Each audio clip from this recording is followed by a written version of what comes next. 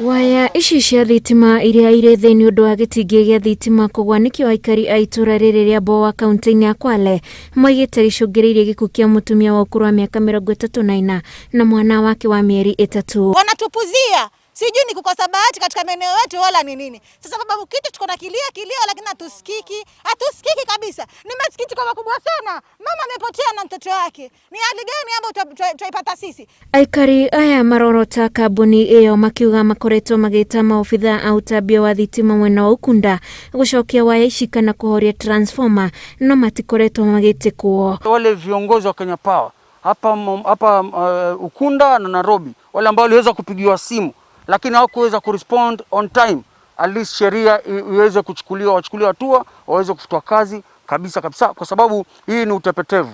Lakini masikitiko makubwa sana. Mama ametupotea hapa na sababu ya watu wa stima mpuzo wao.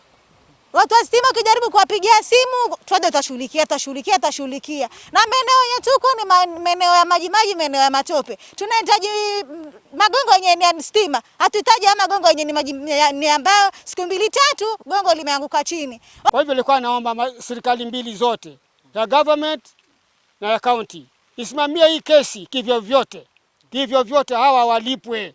Hapana kupoteza hii kesi na kwa uzembe wa hawa watu wa Power. Gũkũra mũno gwa gĩtingĩ gĩkĩ nĩkĩo aikari marekwo kwaya gũkorwo gũtũmĩte kĩgwe kwa ihinda rĩa ciumia 3 rĩu. Ngĩribotera Inooro TV, njĩtagwo Wanjikũ wa Kimani.